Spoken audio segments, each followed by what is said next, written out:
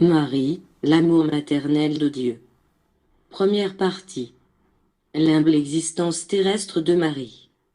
Marie est la fleur du jardin céleste, dont l'essence a toujours été esprit de Dieu. Voyez-vous ces fleurs qui, avec humilité, cachent leur beauté? Marie fut, et est ainsi, une source inépuisable de beauté pour celui qui sait la regarder avec limpidité et respect, et une source de bonté et de tendresse pour tous les hommes. Marie passa par ce monde en cachant son essence divine. Elle savait qui elle était et qui était son fils et, au lieu de montrer avec ostentation cette grâce, elle déclarait qu'elle n'était qu'une servante de Dieu, un instrument des desseins du Seigneur. Marie savait-elle qu'elle allait concevoir un roi plus puissant et plus grand que tous les rois de la terre et, pour autant, allait-elle se couronner reine dans l'humanité? Ses lèvres claironnèrent-elles sur les places, par les rues, dans les humbles chaumières ou les palais, qu'elle allait être la mère du Messie, que le Fils unique du Père allait naître de son sein? Non, peuple, en vérité il y eut, en elle, la plus grande humilité, douceur et grâce et la promesse s'accomplit. Son cœur de mère humaine fut heureux. Depuis avant de mettre au monde, au moment de la naissance et par la suite, tout au long de la vie de Jésus, elle fut une mère amoureuse, qui connaissait spirituellement la destinée de Jésus, la mission qu'il devait accomplir parmi les hommes et la raison pour laquelle il était venu. Elle ne s'opposa jamais à ce destin, parce qu'elle appartenait à la même œuvre. Si parfois elle pleura, ce furent des larmes de mère humaine, elle était la chair qui ressentait la douleur de sa propre chair en son Fils. Mais, fut-elle disciple du Maître, son Fils? Non. Marie n'avait rien à apprendre de Jésus. Elle était dans le même Père et était venue s'incarner dans le seul but d'accomplir cette merveilleuse et délicate mission. Ce cœur de mère insigne se limita-t-il à aimer seulement son Fils bien-aimé? En vérité, non. Au travers de ce petit cœur humain se révéla le cœur maternel, en consolation et paroles sublimes, en conseil et charité, en prodige et lumière, en vérité. L'ostentation ne fit jamais partie d'elle, elle ne troubla jamais la parole du Maître. Elle fut en même temps au pied de la crèche, qui lui servit de berceau, qu'au pied de la croix sur laquelle le Fils, le Maître expira, poussant le dernier soupir en tant qu'homme. Ainsi accomplit-elle sa destinée de mère humaine, en donnant un exemple sublime à toutes les mères et à tous les hommes. Les hommes se sont souvent interrogés pourquoi Jésus, après avoir été crucifié, se laissa encore voir de Madeleine, la pécheresse, et, ensuite rendit visite à ses disciples. En revanche, on ignore s'il est allé rendre visite à sa mère, ce à quoi on peut dire qu'il n'était pas nécessaire que Jésus se manifeste devant Marie de la même manière que les autres, parce que la communication entre le Christ et Marie fut constante, bien avant que le monde existe.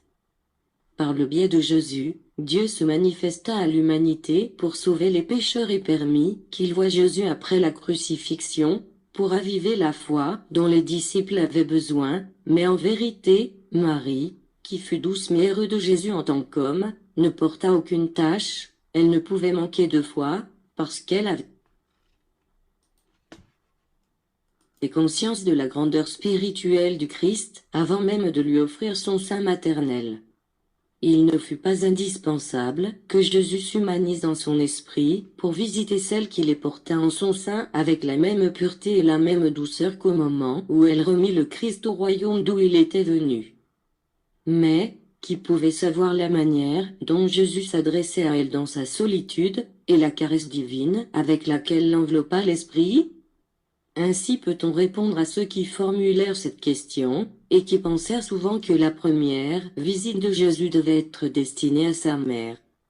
La forme de manifestation à Marie devait être bien différente de celle qu'il utilisa pour se faire ressentir de Madeleine et de ses disciples. Un point sur la virginité de Marie. Par-dessus le sommet de la montagne, là où se trouve le Maître, se trouve aussi Marie, la mère universelle, celle qui se fit femme au second temps pour que se réalise le prodige de l'incarnation du Verbe divin. L'homme a beaucoup jugé et analysé en profondeur Marie, ainsi que la forme sous laquelle Jésus vint au monde, et ses jugements ont déchiré le vêtement de pureté de l'esprit maternel, dont le cœur a répandu son sang sur le monde. Jésus est venu en ce temps pour lever les voiles de l'inconnu, pour éloigner les doutes de l'incrédule et lui prodiguer la connaissance des enseignements spirituels. Les hommes ont fait de sa vérité, qui ressemblait à un chemin, beaucoup de sentiers sur lesquels, la plupart du temps, ils se perdent. Et tandis que les uns recherchent l'intercession de la Mère céleste, et que les autres la désavouent, son manteau d'amour et de tendresse les enveloppe tous pour l'éternité. Depuis l'aube des temps, Jésus révéla l'existence de la mère spirituelle, celle dont parlèrent les prophètes bien avant qu'elle vienne au monde. Marie fut envoyée pour manifester sa vertu, son exemple et sa divinité parfaite. Elle ne fut pas une femme de plus parmi l'humanité. Elle fut une femme différente et le monde contempla sa vie, connut sa manière de penser et de ressentir, la pureté et la grâce de son esprit et de son corps. Elle est l'exemple de simplicité, d'humilité, d'abnégation et d'amour. Et, bien que sa vie ait été connue du monde de cette époque et des générations qui ont suivi, nombreux sont ceux qui désavouent sa vertu, sa virginité. Il ne s'explique pas le fait qu'elle ait pu être vierge et mère. L'homme est incrédule par nature et n'a pas su juger les œuvres divines avec l'esprit préparé. S'il étudiait les Écritures et analysait l'incarnation de Marie et la vie de ses ancêtres, il parviendrait à savoir qui elle est.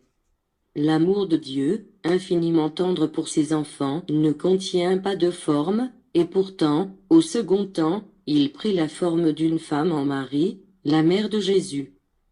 Comprenez que Marie a toujours existé, puisque son essence, son amour, sa tendresse ont toujours été en la divinité.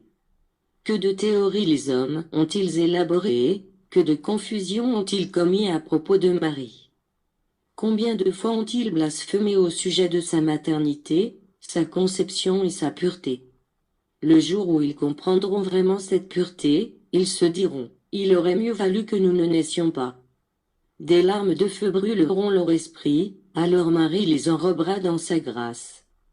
La divine mère les protégera de son manteau et le Père les pardonnera, leur disant avec un amour infini, veillez et priez que je vous pardonne et, par vous, je pardonne et bénis le monde. Écoutez, l'exemple de Marie pour la femme. La vie de votre maître est un exemple pour toute l'humanité.